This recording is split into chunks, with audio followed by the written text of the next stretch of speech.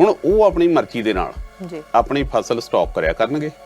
ਉਹੀ ਜਿਹੜੀ 2 ਰੁਪਏ ਦੀ ਫਸਲ ਪੈਂਦੀ ਹੈ ਉਹਨੂੰ ਸਟਾਕ ਕਰਕੇ ਸਾਨੂੰ 18, 20, 25 ਦੀ ਵੇਚਿਆ ਕਰਨਗੇ। ਹੁਣ ਇਹ ਬਿੱਲ ਕਿਉਂ ਮਹੱਤਵਪੂਰਨ ਹੈ? ਕੀ ਹੋਵੇਗਾ ਪੰਜਾਬ ਦੇ ਵਿੱਚ ਭਵਿੱਖ ਜਾਂ ਭਾਰਤ ਦੇ ਵਿੱਚ ਭਵਿੱਖ? ਕੀ ਇਸ ਬਿੱਲ ਦਾ ਹੋਵੇਗਾ? ਕੀ ਬਿੱਲ ਹਜੇ ਵੀ ਰੋਕ ਸਕਦਾ ਹੈ?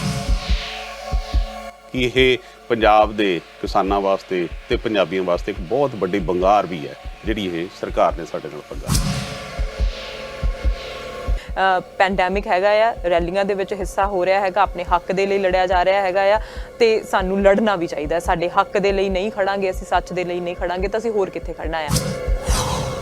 ਪੰਜਾਬ ਦੇ ਵਿੱਚ 29-30 ਕਿਸਾਨ ਜਥੇਬੰਦੀਆਂ ਨੇ, ਪਰ ਸਾਰੀਆਂ ਕਿਸਾਨ ਜਥੇਬੰਦੀਆਂ ਇਸ ਵਾਰੀ ਇਕੱਠੀਆਂ ਨੇ ਜੀ। ਸਾਰੀਆਂ ਕਹਿੰਦੇ ਅਸੀਂ ਪ੍ਰੋਟੈਸਟ ਕਰਾਂਗੇ। ਉਹਨਾਂ ਨੇ 21 ਤੱਕ ਕਰਨਾ ਸੀ, ਹੁਣ 25 ਤੱਕ ਵਧਾ ਦਿੱਤਾ। ਉਹ ਕਹਿੰਦੇ ਅਸੀਂ ਪ੍ਰੋਟੈਸਟ ਕਰਾਂਗੇ। ਤਾਂ ਇਹ ਰਾਜਨੀਤਿਕ ਪਾਰਟੀਆਂ ਇਕੱਠੀਆਂ ਹੋ ਸਕਦੀਆਂ?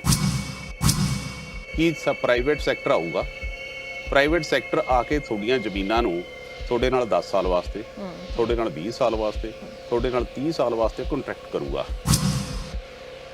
ਨਾਲ ਜਿਹੜੇ ਕੰਮ ਕਰਦੇ ਨੇ ਕਿਸਾਨਾਂ ਦੇ ਨਾਲ, ਉਹਨਾਂ ਤੇ ਵੀ ਅਸਰ ਪਊਗਾ। ਨੌਕਰੀਆਂ ਲੱਖਾਂ ਲੋਕਾਂ ਦੀਆਂ ਜਾਣਗੀਆਂ। ਹੁਣ ਮੰਡੀ ਜਿਹੜੀ ਆ ਹੈਵ ਟੂ ਚਾਹੀਦੀ ਹੈਗੀ ਆ, ਕਿਉਂਕਿ ਕਿਸਾਨਾਂ ਦਾ ਤਾਂ ਮੰਡੀਆਂ ਦੇ ਨਾਲ ਮਤਲਬ ਹੈਗਾ ਆ। ਹੁਣ ਜੇ ਬਾਹਰ ਲੈ ਕੇ ਜਾਂਦੇ ਆ, ਕਿੱਥੋਂ ਤੱਕ ਕਿੰਨੀ ਕੁ ਫਸਲ ਟਰਾਲੀਆਂ ਭਰ ਕੇ ਅਗਲਾ ਲੈ ਜਾਊਗਾ ਬਾਹਰ? ਹੁਣ ਮੂਸਾ ਭੱਜਿਆ ਮੌਤ ਤੋਂ ਤੇ ਅੱਗੇ ਮੌਤ ਖੜੀ। ਸਾਡੇ ਨਾਲ ਹਾਲਾਤ ਉਸ ਤਰ੍ਹਾਂ ਦੇ ਹੋ ਗਏ ਆ।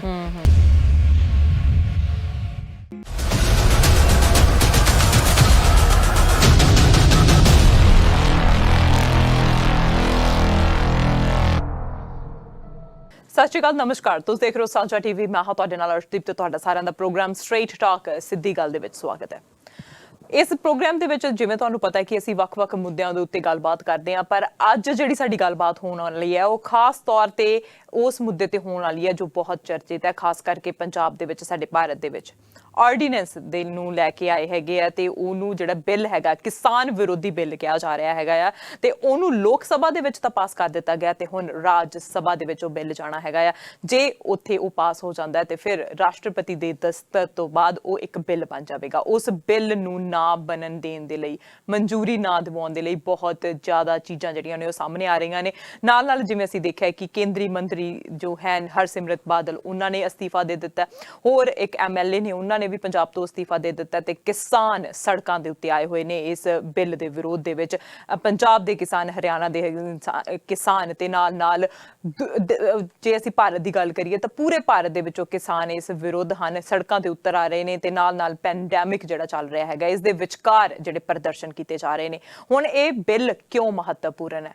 ਕੀ ਹੋਵੇਗਾ ਪੰਜਾਬ ਦੇ ਵਿੱਚ ਭਵਿੱਖ ਜਾਂ ਭਾਰਤ ਦੇ ਵਿੱਚ ਭਵਿੱਖ? ਕੀ ਇਸ ਬਿੱਲ ਦਾ ਹੋਵੇਗਾ? ਕੀ ਬਿੱਲ ਹਜੇ ਵੀ ਰੋਕ ਸਕਦਾ ਹੈ?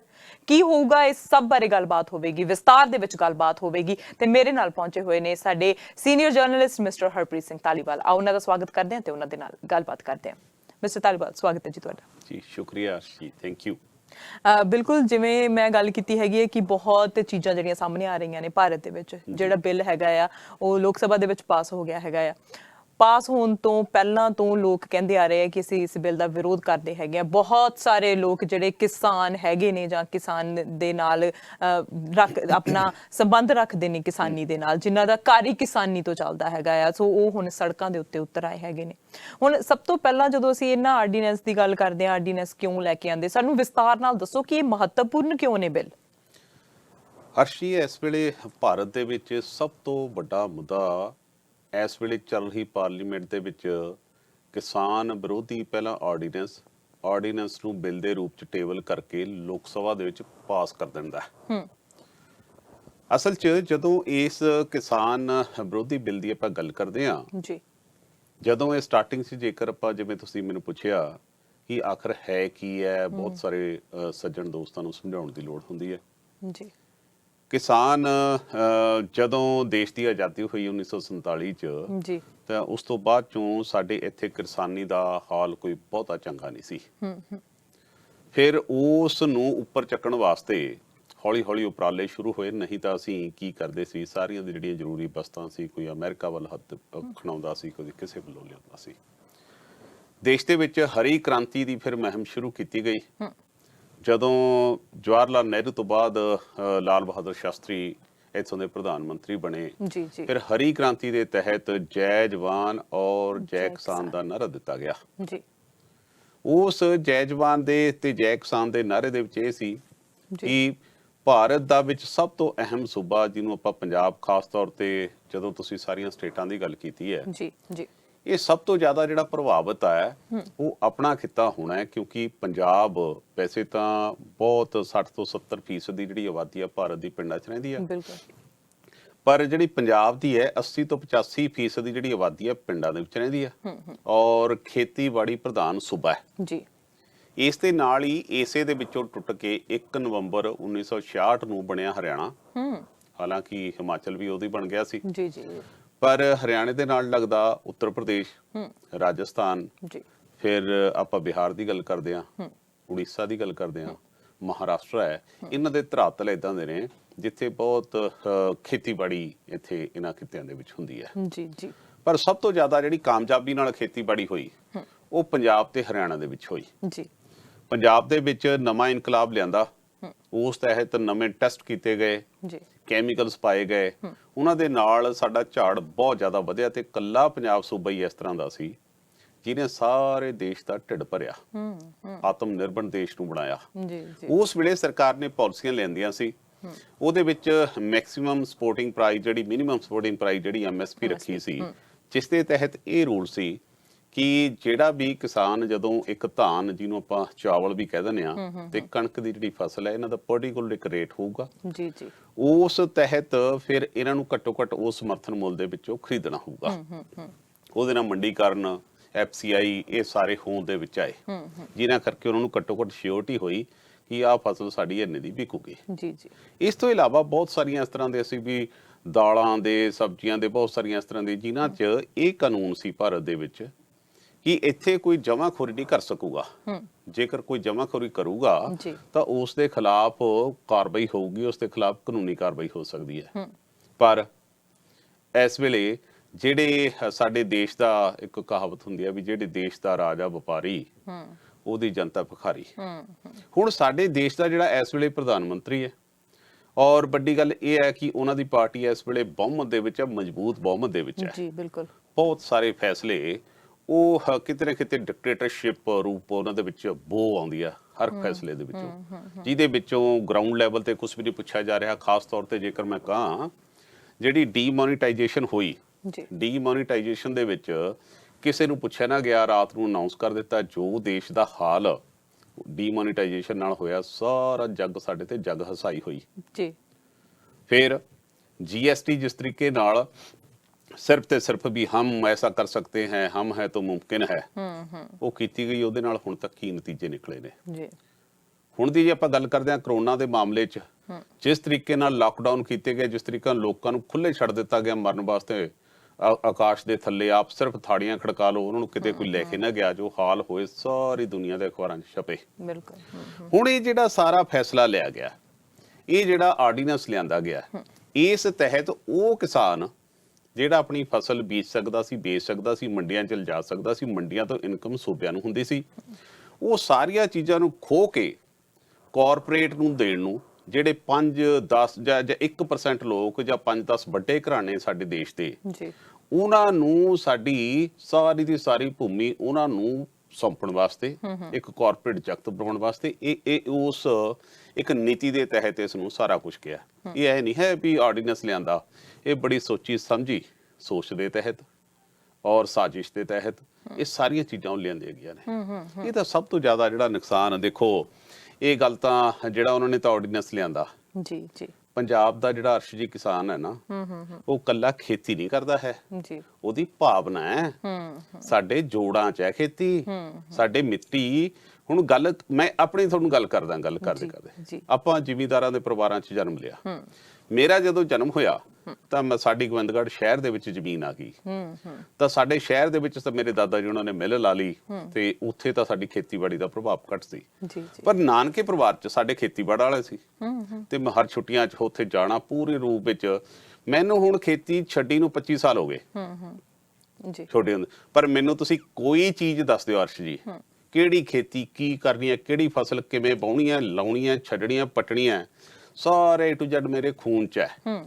ਇਸੇ ਤਰੀਕੇ ਨਾਲ ਆਪਣਾ ਜਿਹੜਾ ਕੋਈ ਪਰਿਵਾਰ ਕੋਈ ਖੇਤੀਬਾੜੀ ਵਾਲੇ 'ਚ ਪੈਦਾ ਹੋਇਆ, ਪਿੰਡ 'ਚ ਪੈਦਾ ਹੋਇਆ, ਉਹਨਾਂ ਦੀਆਂ ਭਾਵਨਾਵਾਂ ਨੇ, ਇਹ ਭਾਵਨਾ ਤੇ ਸੱਟ ਮਾਰਨ ਦੀ ਜਿਹੜੀ ਕੋਸ਼ਿਸ਼ ਹੈ ਇਹ ਬੜੀ ਘਾਤਕ ਸਾਬਤ ਹੋਣੀ ਹੈ। ਖਾਸ ਤੌਰ ਤੇ ਜਿਹੜਾ ਸੂਬਾ ਬਾਰਡਰ ਸਟੇਟ ਹੈ, ਸਾਡੇ ਤੇ ਤਾਂ ਪਹਿਲਾਂ ਇਹ ਕੋਸ਼ਿਸ਼ਾਂ ਹੋਈਆਂ ਨੇ।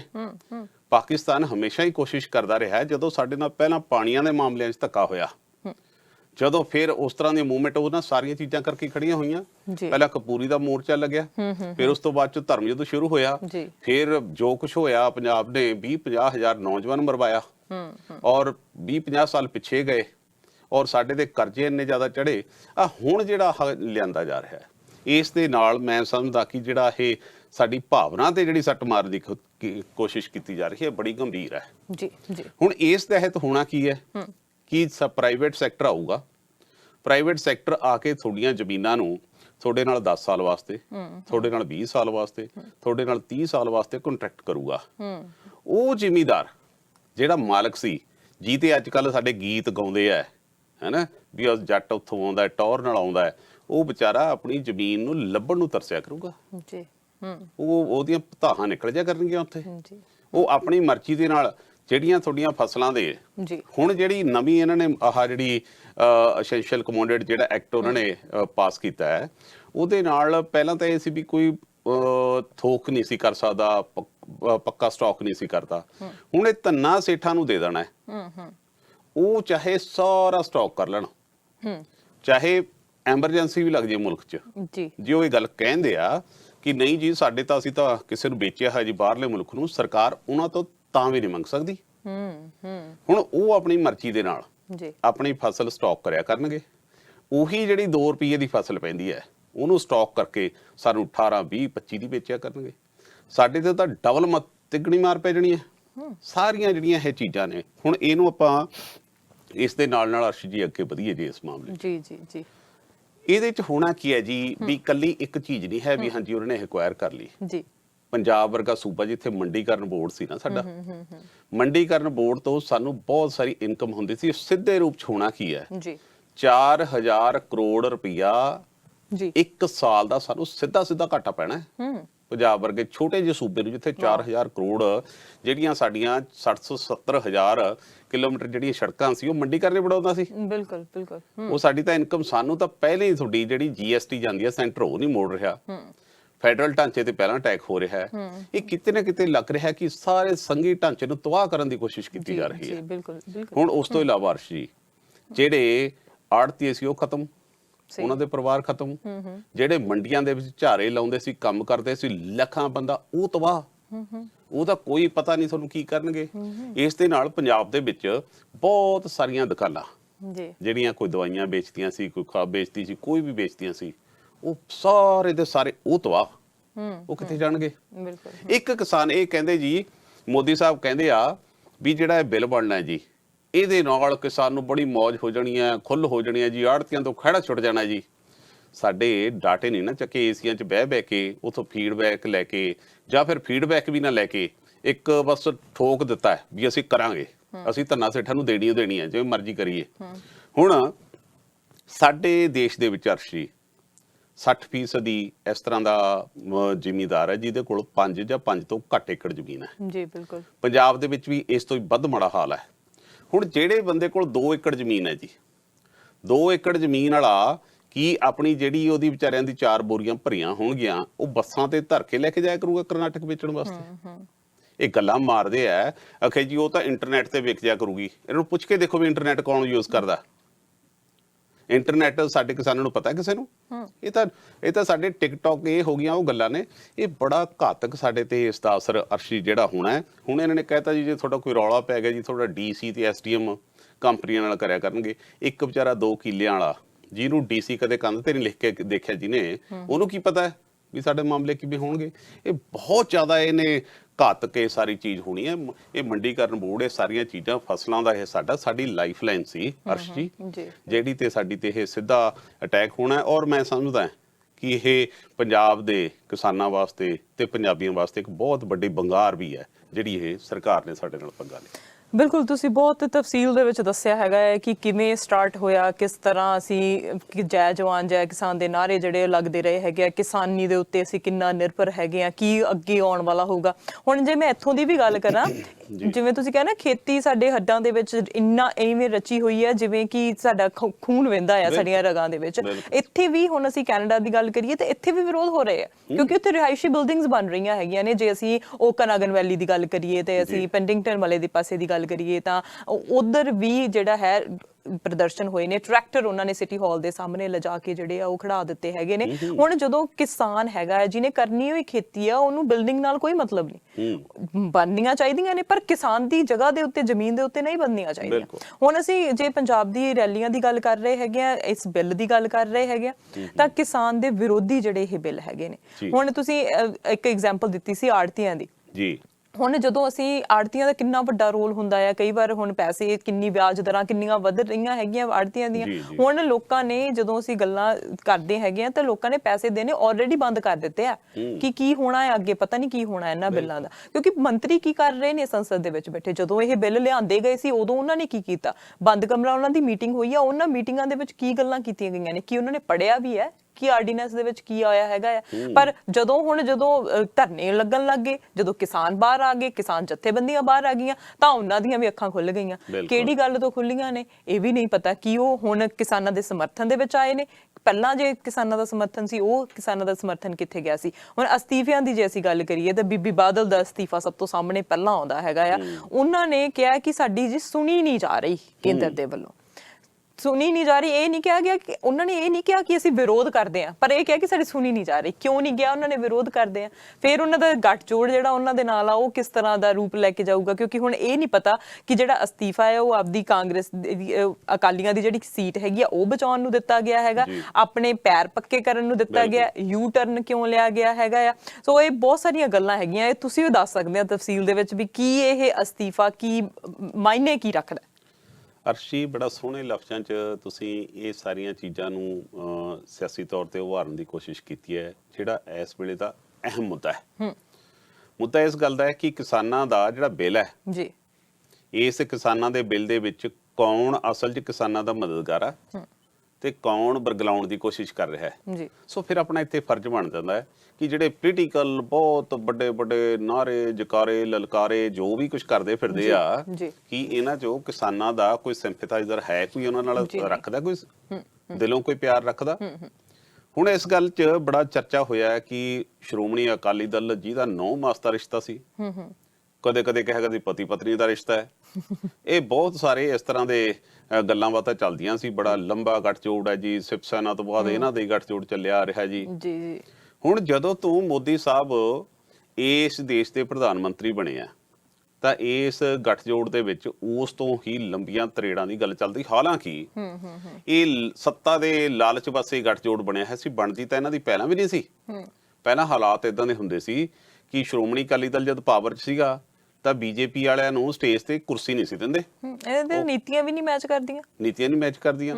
ਪਰ ਉਹ ਬਸ ਕਿਉਂਕਿ ਸੱਤਾ ਤੇ ਕੁਰਸੀ ਤੇ ਬੰਚਣਾ, ਫਿਰ ਚਾਹੇ ਜਿਵੇਂ ਮਰਜ਼ੀ, ਚਾਹੇ ਜਿਹੜੇ ਮਰਜ਼ੀ ਐਥਿਕਸ ਨੂੰ ਤਬਾਹ ਕਰਕੇ ਜਾਈਏ।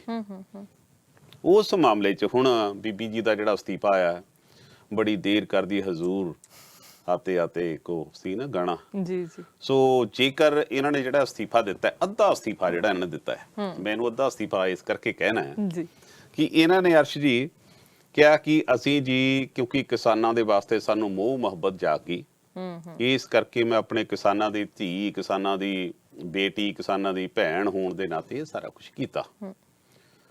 ਹੁਣ ਅਸਤੀਫਾ ਤਾਂ ਉਹ ਇਸ ਕਰਕੇ ਦਿਆ ਉੱਥੇ ਕਿਉਂਕਿ ਪੰਜਾਬ ਦੇ ਵਿੱਚ ਹਾਲਾਤ ਇਦਾਂ ਦੇ ਬਣ ਗਏ ਸੀ ਕਿ ਪੰਜਾਬ ਦੇ ਕਿਸਾਨ ਸਾਰੇ ਦੇ ਸਾਰੇ ਸੜਕਾਂ ਦੇ ਉੱਤੇ ਆ ਕੇ ਬੈਠ ਗਏ। ਜਦੋਂ ਇਹ ਆਰਡੀਨੈਂਸ ਦੀ ਗੱਲ ਚੱਲੀ 3-4 ਮਹੀਨੇ ਪਹਿਲਾਂ ਜੀ ਜੀ, ਕੀ ਇਹ ਸ਼੍ਰੋਮਣੀ ਅਕਾਲੀ ਦਲ ਨੇ ਉਦੋਂ ਵਿਰੋਧ ਕਿਉਂ ਨਹੀਂ ਕੀਤਾ, ਬੜਾ ਵੱਡਾ ਸਵਾਲ ਹੈ। ਹੁਣ ਬੀਬੀ ਹਰਸਿਮਰਤ ਕੌਰ ਬਾਦਲ ਜੀ ਜਿਹੜਾ ਉੱਥੇ ਅਸਤੀਫਾ ਦੇ ਕੇ ਆਏ ਨੇ, ਉਹਨਾਂ ਨੇ ਕਿਹਾ ਜੀ ਕਿ ਮੇਰੀ ਜ਼ਮੀਰ ਨਹੀਂ ਬੰਨੀ, ਮੈਨੂੰ ਦੱਸਿਆ ਨਹੀਂ ਗਿਆ, ਮੈਨੂੰ ਪੁੱਛਿਆ ਨਹੀਂ ਗਿਆ। ਹੁਣ ਇਹ ਬੜਾ ਕੰਟਰਾਸਟ ਹੈ ਇਸ ਗੱਲ ਦੇ ਵਿੱਚ। ਉਹ ਇਸ ਕਰਕੇ ਅਰਸ਼ੀ ਜੀ ਕਿਉਂਕਿ ਜਦੋਂ ਉਹਨਾਂ ਨੇ ਬਿੱਲ ਕੈਬਨਿਟ ਦੇ ਵਿੱਚ ਲਿਆਂਦਾ ਉਦੋਂ ਤੁਸੀਂ ਉਹਦੀ ਮੁਖਾਲਫਤ ਨਹੀਂ ਕੀਤੀ। ਹੁਣ ਇਸ ਵੇਲੇ ਜਦੋਂ ਕਿਸਾਨ ਸੜਕਾਂ ਤੇ ਬਹਿ ਗਏ ਤੇ ਪਿੰਡਾਂ 'ਚ ਉਹਨਾਂ ਨੇ ਲਾਤੇ ਬੋਰਡ ਕਿ ਜਿਹੜਾ ਸਾਡੇ ਨਾਲ ਖੜੂ, ਜਿਹੜਾ ਕਿਸਾਨਾਂ ਨਾਲ ਖੜੂ ਉਹੀ ਪਿੰਡ 'ਚ ਵੜੂ, ਨਹੀਂ ਸੀ ਬਣਨ ਕੋਈ ਨਹੀਂ ਦੇਣਾ। ਹੁਣ ਉਸ ਤੋਂ ਬਾਅਦ 'ਚੋਂ ਪਤਾ ਲੱਗ ਗਿਆ ਕਿ ਸਾਨੂੰ ਤਾਂ ਜੇ ਅਸੀਂ ਇਸ ਦੇ ਹੱਕ 'ਚ ਵੋਟ ਪਾਇਆ ਤਾਂ ਸਾਨੂੰ ਸ਼ੰਭੂ ਨਹੀਂ ਟੱਪਣ ਦੇਣਾ ਕੱਲ।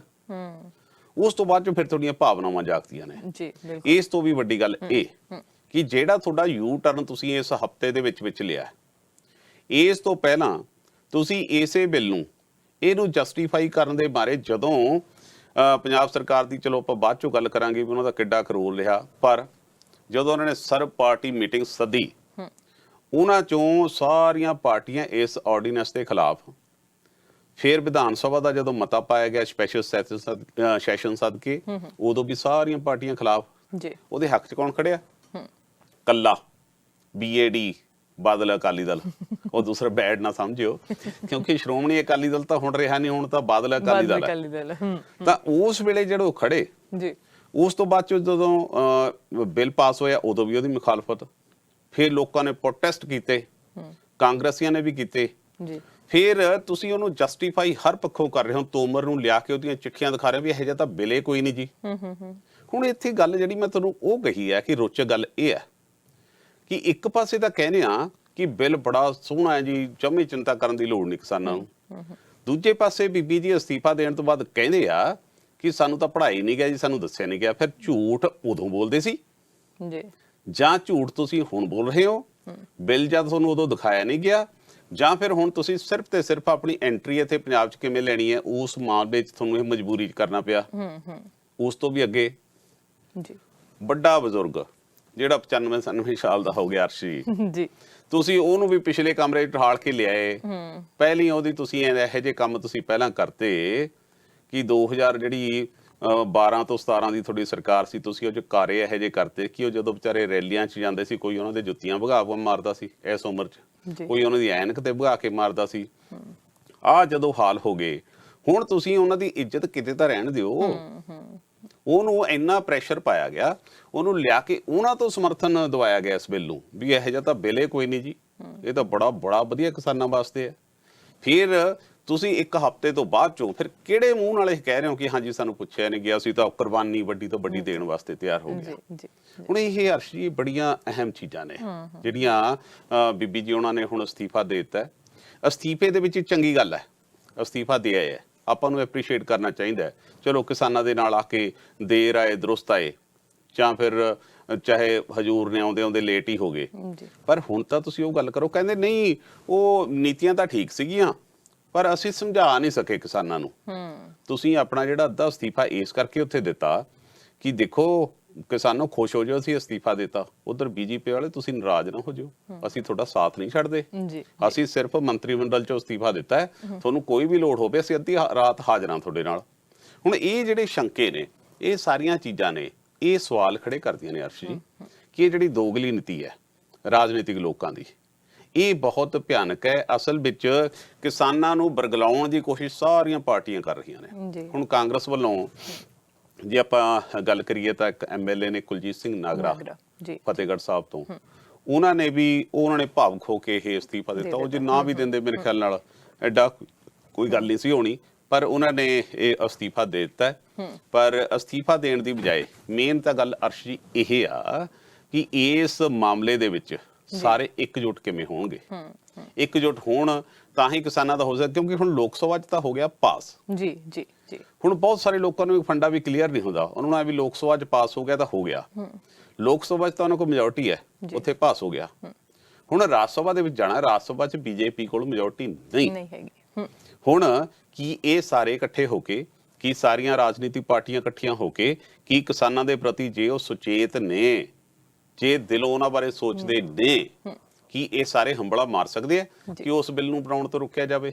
ਇੱਥੇ ਜਾ ਕੇ ਅਸਲ 'ਚ ਇੱਥੇ ਵੀ ਜਾ ਕੇ ਸਾਰੀ ਇਹ ਪਹਿਚਾਣ ਹੋਣੀ ਆ। ਸੋ ਸਾਰੇ ਦਾ ਸਾਰਾ ਅਸਤੀਫੇ ਦੇਣ ਨਾਲ, ਰੌਲੇ ਪਾਉਣ ਨਾਲ ਨਹੀਂ, ਕੁਝ ਸੰਜੀਦਗੀ ਦੇ ਨਾਲ ਤੁਸੀਂ ਕਿਸਾਨਾਂ ਵਾਸਤੇ ਕੀ ਕਰ ਸਕਦੇ ਹੋ, ਇਹ ਗੱਲ ਬਿਲਕੁਲ। ਕੋਈ ਸਿਆਸੀ ਡਰਾਮਾ ਕਹਿ ਰਿਹਾ ਇਹਨੂੰ, ਜਿਵੇਂ ਤੁਸੀਂ ਅੱਧਾ ਅਸਤੀਫਾ ਕਿਹਾ ਹੈਗਾ ਆ, ਕੋਈ ਕਹਿ ਰਿਹਾ ਯੂ ਟਰਨ ਲੈ ਲਿਆ ਹੈਗਾ, ਕੋਈ ਕਹਿ ਰਿਹਾ ਕਿ ਚੋਣਾਂ ਨੂੰ ਮੁੱਖ ਰੱਖ ਕੇ ਦੁਬਾਰਾ ਪੰਜਾਬ ਦੇ ਵਿੱਚ ਆਉਣਾ ਚਾਹੁੰਦੇ ਹੈਗੇ ਨੇ।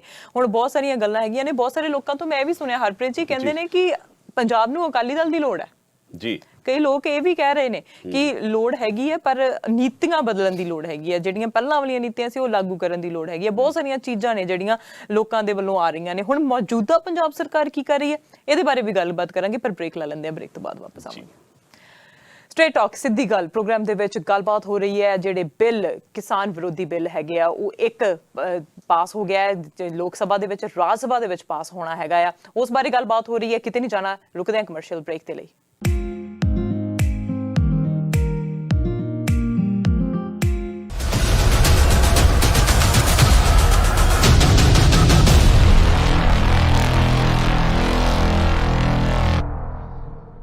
Welcome back after a short break. You are watching Straight Talk ਸਿੱਧੀ ਗੱਲ ਪ੍ਰੋਗਰਾਮ ਦੇ ਵਿੱਚ ਗੱਲਬਾਤ ਹੋ ਰਹੀ ਹੈ ਕਿਸਾਨ ਵਿਰੋਧੀ ਬਿੱਲ। ਆਰਡੀਨੈਂਸ ਜੋ ਲੈ ਕੇ ਆਉਂਦੇ ਨੇ ਉਹ ਬਿੱਲ ਇੱਕ ਸਭਾ ਦੇ ਵਿੱਚ ਪਾਸ ਹੋ ਗਏ ਨੇ, ਲੋਕ ਸਭਾ ਦੇ ਵਿੱਚ, ਤੇ ਹੁਣ ਰਾਜ ਸਭਾ ਦੇ ਵਿੱਚ ਜਾਣ ਵਾਲੇ ਨੇ। ਹੁਣ ਕੀ ਅਸਰ ਹੈਗਾ ਆ, ਕਿਉਂ ਮਹੱਤਵਪੂਰਨ ਸੀ, ਇਸ ਬਾਰੇ ਅਸੀਂ ਗੱਲਬਾਤ ਕਰ ਚੁੱਕੇ ਹਾਂ।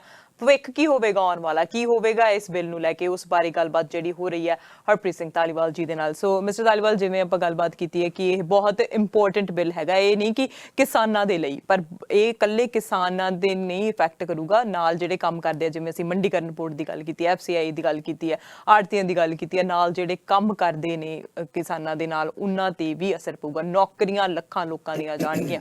ਹੁਣ ਮੰਡੀ ਜਿਹੜੀ ਆ ਹੈਵ ਟੂ ਚਾਹੀਦੀ ਹੈਗੀ ਹੈ, ਕਿਉਂਕਿ ਕਿਸਾਨਾਂ ਦਾ ਤਾਂ ਮੰਡੀਆਂ ਦੇ ਨਾਲ ਮਤਲਬ ਹੈਗਾ ਹੈ।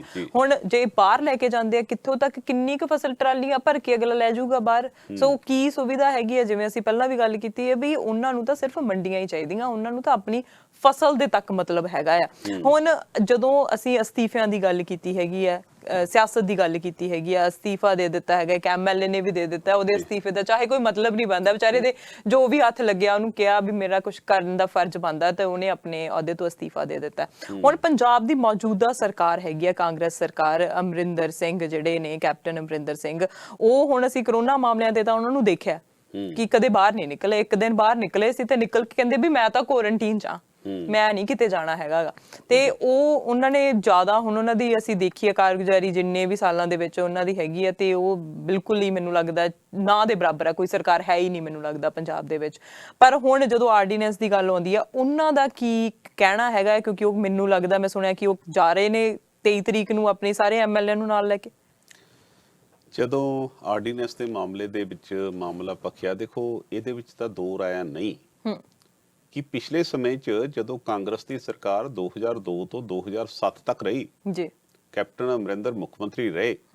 ਕੈਪਟਨ ਅਮਰਿੰਦਰ ਉਹਨਾਂ ਨੇ ਉਸ ਸਰਕਾਰ ਦੇ ਵਿੱਚ ਕਿਸਾਨਾਂ ਵਾਸਤੇ ਬਹੁਤ ਕੰਮ ਕੀਤਾ। ਕਹਿਣ ਦਾ ਭਾਵ, ਜਦੋਂ ਮੰਡੀਆਂ 'ਚ ਪਹਿਲਾਂ ਬੜੇ ਲੰਬੇ ਸਮੇਂ, ਮੈਨੂੰ ਯਾਦ ਹੈ ਕਿ ਅਸੀਂ 7-7 8-8 ਦਿਨ ਮੰਡੀਆਂ 'ਚ ਬੈਠੇ ਰਹਿੰਦੇ ਹੁੰਦੇ ਸੀ, ਛੋਟੇ ਜਾਂਦੇ ਜਾਂ ਸਕੂਲੋਂ, ਤਾਂ ਜਾ ਕੇ ਫਸਲਾਂ ਵਿਕਿਆ ਕਰਦੀਆਂ ਸੀ। ਪਰ ਜਦੋਂ ਕੈਪਟਨ ਅਮਰਿੰਦਰ ਆਏ 2002 'ਚ, ਤਾਂ ਇਹਨਾਂ ਨੇ ਕਿਹਾ ਕਿ 24 ਘੰਟੇ ਦੇ ਵਿੱਚ ਫਸਲ ਚੱਕੀ ਜਾਇਆ ਕਰੂਗੀ। ਹੋਇਆ ਵੀ ਉਵੇਂ। ਇਸੇ ਕਰਕੇ ਵੱਡੀ ਗਿਣਤੀ 'ਚ ਜਿਹੜੇ ਲੋਕ ਪੱਕੇ, ਜਿਹੜੇ ਅਕਾਲੀ ਦਲ ਦੇ ਨਾਲ ਖੜੇ ਸੀ, ਉਹ ਆਪਣਾ ਮਾਈਂਡ ਡਾਈਵਰਟ ਕਰਕੇ ਕੈਪਟਨ ਅਮਰਿੰਦਰ ਦੇ ਹੱਕ ਚੱਕ ਕੇ ਖੜ ਗਏ ਸੀ। ਹੁਣ ਜਦੋਂ ਤੋਂ 2017 ਦੇ ਵਿੱਚ ਸਰਕਾਰ ਬਣੀ, ਲੋਕਾਂ ਨੂੰ ਉਸੇ ਤਰ੍ਹਾਂ ਦਾ ਕੈਪਟਨ ਅਮਰਿੰਦਰ ਚਾਹੀਦਾ ਸੀ ਜਿਹੜਾ ਪੰਜਾਬ ਦੀ ਤਕਦੀਰ ਚੇਂਜ ਕਰ ਸਕਦਾ, ਜਿਹੜਾ ਪਾਣੀਆਂ ਦੇ ਮੁੱਦਿਆਂ ਦੇ ਮਾਮਲੇ 'ਚ ਆਪਣੀ ਸਰਕਾਰ ਦੇ ਖਿਲਾਫ ਜਾ ਕੇ ਟਰਮੀਨੇਟ ਐਕਟ ਪਾਸ ਕਰ ਸਕਦਾ। ਹੋਇਆ ਹੁਣ ਕੀ ਹੈ? ਹੁਣ ਇਹ ਸਾਰੀ ਜਦੋਂ ਮਾਮਲਾ ਚੱਲਿਆ, ਆਰਡੀਨੈਂਸ ਦੇ ਮਾਮਲੇ 'ਚ ਕੈਪਟਨ ਅਮਰਿੰਦਰ ਨੇ ਆਪਣੀ ਸਾਰੀਆਂ ਵਿਰੋਧੀ ਪਾਰਟੀਆਂ ਦੀ ਆਲ ਪਾਰਟੀ ਮੀਟਿੰਗ ਕੀਤੀ, ਜਿਹੜੀ ਆਪਾਂ ਗੱਲ ਪਹਿਲਾਂ ਕੀਤੀ ਆ। ਉਸ ਤੋਂ ਬਾਅਦ 'ਚੋਂ ਵਿਧਾਨ ਸਭਾ 'ਚ ਲਿਆ ਕੇ ਇੱਕ ਮਤਾ ਹੀ ਪਾਸ ਕਰ ਦਿੱਤਾ ਉਸ ਦੇ ਖਿਲਾਫ। ਪਰ ਕੀ ਕੈਪਟਨ ਅਮਰਿੰਦਰ, ਜਿਹੜੀ ਸਰਕਾਰ, ਜਿਵੇਂ ਤੁਸੀਂ ਜ਼ਿਕਰ ਕੀਤਾ ਕਿ ਜਿਹੜੀ ਪਿਛਲੇ 3.5 ਪੌਣੇ 4 ਸਾਲ ਤੋਂ ਸਰਕਾਰ ਚੱਲ ਰਹੀ ਹੈ, ਇਹ ਸਰਕਾਰ ਕੋਈ ਸੰਜੀਦਗੀ ਦੇ ਨਾਲ ਕੰਮ ਕਰਦੀ ਨਜ਼ਰ ਆਉਂਦੀ ਆ। ਹੁਣ ਜਦੋਂ ਇਹ ਆਰਡੀਨੈਂਸ ਦੇ ਮਾਮਲੇ ਤੋਂ ਪਹਿਲਾਂ, ਹੁਣ ਜੇਕਰ ਆਪਾਂ ਪਾਰਲੀਮੈਂਟ ਦੀ ਗੱਲ ਕਰਦੇ ਹਾਂ, ਪਾਰਲੀਮੈਂਟ ਦੇ ਵਿੱਚ ਉਹ ਰਾਓ ਸਾਹਿਬ ਪਟੇਲ ਨੇ ਇੱਕ ਬਿਆਨ ਦਿੰਦੇ ਹੋਏ ਕਿਹਾ ਕਿ ਜਦੋਂ ਇਹ ਬਿੱਲ ਅਸੀਂ ਲਿਆਂਦੇ, ਕਾਂਗਰਸ ਤਾਂ ਉਹੀ ਮੁਖਾਲਫਤ ਕਰ ਰਹੀ ਹੈ, ਕਿਉਂਕਿ ਜਿਹੜੀ ਇੱਕ ਹਾਈ ਪਾਵਰ ਕਮੇਟੀ ਜਿਹੜੀ ਬਣਾਈ ਗਈ ਸੀ, ਉਹ 'ਚ 5 ਤੋਂ 6 ਸੂਬਿਆਂ ਦੇ ਮੁੱਖ ਮੰਤਰੀ ਲਏ ਗਏ ਸੀ। ਉਹਨਾਂ 'ਚ ਕੈਪਟਨ ਅਮਰਿੰਦਰ ਵੀ ਸੀ, ਤਾਂ ਇਹਦੀ ਸਹਿਮਤੀ ਨਾਲ ਬਣਾਇਆ। ਇਹ ਕਿਵੇਂ ਕਹਿ ਸਕਦਾ ਵੀ ਇਹ ਬਹੁਤ ਗਲਤ ਆਇਆ ਬਿੱਲ? ਉਹਦੇ 'ਚ ਫਿਰ ਜਦੋਂ ਜਾਂਚ ਪੜਤਾਲ, ਜਿਹੜੀ ਇੱਕ ਪੱਤਰਕਾਰਤਾ ਦੇ ਤੌਰ ਤੇ ਆਪਣਾ ਫਰਜ਼ ਬਣਦਾ, ਮੈਂ ਦੇਖਿਆ ਵੀ ਇਹ ਤਾਂ ਸਿਆਸੀ ਲੋਕ ਨੇ। ਕੈਪਟਨ ਅਮਰਿੰਦਰ ਹੋ ਸਕਦਾ ਕਿ ਇਹ ਕਹੇ ਜੀ ਜੇ ਇਹ ਵਿੱਚ ਸ਼ਾਮਲ ਹੋਇਆ ਤਾਂ ਇਹ ਇਹਨਾਂ ਨੂੰ ਡਾਈਵਰਟ ਕਰਨ ਦੀ ਕੋਸ਼ਿਸ਼ ਕਰੇ। ਉਹ 'ਚ ਨਲਾਇਕੀ ਜਿਹੜੀ ਪੰਜਾਬ ਸਰਕਾਰ ਦੀ ਸਾਹਮਣੇ ਆਈ ਹੈ, ਉਹ ਇਹ ਆਈ ਕਿ ਜਦੋਂ ਇਹ ਪਾਵਰ ਕਮੇਟੀ ਬਣਾਈ ਗਈ, ਪਹਿਲੀ ਗੱਲ ਤਾਂ ਪੰਜਾਬ ਨੂੰ ਉਸ ਤੋਂ ਬਾਹਰ ਰੱਖਿਆ ਗਿਆ। ਉਸ ਤੋਂ ਬਿਨਾਂ ਹੀ ਬਾਕੀ ਸੂਬਿਆਂ ਦੀਆਂ ਮੀਟਿੰਗਾਂ ਹੁੰਦੀਆਂ ਰਹੀਆਂ। ਫਿਰ ਪੰਜਾਬ ਸਰਕਾਰ ਨੇ ਉਹਨਾਂ ਕੋਲ ਜਾ ਕੇ ਆਪਣਾ ਵਿਰੋਧ ਦਰਜ ਕੀਤਾ ਕਿ ਪੰਜਾਬ ਸਭ ਤੋਂ ਵੱਡਾ ਤਾਂ ਉਤਪਾਦਨ ਵਾਲਾ ਸੂਬਾ ਹੈ ਤੇ ਸਾਨੂੰ ਬਾਹਰ ਕਿਵੇਂ ਰੱਖਤਾ। ਫਿਰ ਕਈ ਮੀਟਿੰਗਾਂ ਤੋਂ ਬਾਅਦ ਪੰਜਾਬ ਨੂੰ ਸ਼ਾਮਲ ਕੀਤਾ ਗਿਆ ਜੀ। ਫਿਰ ਪੰਜਾਬ ਦੇ ਵਿੱਚ ਕੈਪਟਨ ਸਾਹਿਬ ਇੰਨੇ ਕੁ ਸੰਜੀਦਾ ਨੇ ਕਿ ਆਪ ਉਹਦੇ ਸ਼ਾਮਲ ਹੋਣ ਦੀ ਬਜਾਏ ਆਪਣਾ ਵਿੱਤ ਮੰਤਰੀ ਸਾਹਿਬ ਭੇਜਤੇ। ਵਿੱਤ ਮੰਤਰੀ ਸਾਹਿਬ ਨੇ ਜਾ ਕੇ ਉੱਥੇ ਉਹ ਗੱਲਾਂ ਕੀਤੀਆਂ। ਉਹਨਾਂ ਨੇ ਜਿਹੜੇ ਪੁਰਾਣਾ ਸੀ ਉਹਨਾਂ ਨੂੰ ਤਾਂ ਕੀ ਦਿਖਾਉਣਾ ਸੀ। ਉਸ ਤੋਂ ਬਾਅਦ ਜਿਹੜੀ ਤੀਜੀ ਮੀਟਿੰਗ ਹੋਈ ਅਫਸਰਾਂ ਦੇ ਹੱਥ 'ਚ ਉਹਨਾਂ ਨੇ ਫੜਾਤਾ ਜੀ ਆਹ ਫੈਸਲਾ ਹੋ ਗਿਆ। ਹੁਣ ਵਿਰੋਧੀ ਧਿਰ ਨੂੰ ਤਾਂ ਮੌਕਾ ਮਿਲਣਾ ਹੀ ਮਿਲਣਾ ਹੈ ਜੀ ਵੀ ਤੁਸੀਂ ਉਹਨਾਂ ਮੀਟਿੰਗਾਂ ਦੇ ਵਿੱਚ ਸ਼ਾਮਲ ਸੀ, ਤੁਸੀਂ ਸਾਰੇ ਉਸ ਦੇ ਵਿੱਚ ਕਾਰਜਕਾਰੀ ਮੋਹਰ ਲਾ ਕੇ ਆਏ ਹੋ। ਤੁਹਾਡਾ ਸਵਾਲ ਖੜਾ ਹੁੰਦਾ ਪਰ ਇਹ ਨਲਾਇਕੀ ਇਹਨਾਂ ਲੋਕਾਂ ਦੀ ਕਿ ਕੈਪਟਨ ਅਮਰਿੰਦਰ ਨੂੰ ਪੰਜਾਬ ਆਉਣ ਦੀ ਬਜਾਏ ਜਿਹੜਾ ਹਿਮਾਚਲ ਜਾਣ ਦਾ ਚਸਕਾ ਪਿਆ ਨਾ, ਮਸ਼ਹੂਰਵਾ ਜਾ ਕੇ ਬੈਠਣ ਦਾ ਜਾਂ ਫਿਰ ਉੱਥੇ ਚਾਹੇ ਸੱਟ ਲੱਗੀ ਹੋਵੇ ਇੱਕ ਲੱਤ ਤੇ ਨੱਚਣ ਦਾ, ਜਿਹੜੀਆਂ ਆਦਤਾਂ ਨੇ ਇਹ ਪੰਜਾਬ ਦੇ ਜੜਾਂ 'ਚ ਬੈਠੀਆਂ ਨੇ। ਜਿਹੜਾ ਇੱਕ ਆਪਣਾ ਫਾਰਮ ਹਾਊਸ ਚੰਡੀਗੜ੍ਹ ਦੇ ਨੇੜੇ ਬਣਾ ਲਿਆ ਤੁਸੀਂ 4-5 ਮਹੀਨੇ ਤੋਂ ਫਾਰਮ ਹਾਊਸ ਦੀ ਕੰਧੇ ਨਹੀਂ ਬਾਹਰ ਟੱਪੇ ਤੁਸੀਂ ਪੰਜਾਬ ਕਿਵੇਂ ਆ ਜਾਓਗੇ। ਇਹ ਉਹ ਸਾਰੀਆਂ ਚੀਜ਼ਾਂ ਨੇ ਅਰਸ਼ ਜੀ ਜਿਨ੍ਹਾਂ ਨੇ ਇਹ ਸਾਰੀ ਚੀਜ਼ ਨੂੰ ਪ੍ਰਭਾਵਿਤ ਕੀਤਾ। ਸਰਕਾਰ ਨੂੰ ਚਾਹੀਦਾ ਕੀ ਸੀ ਕਿ ਇਸ ਮਾਮਲੇ 'ਚ ਇਹਨਾਂ ਨੂੰ ਪਤਾ ਕਿ ਆਰਡੀਨੈਂਸ ਲੈ ਕੇ ਆਉਣਗੇ।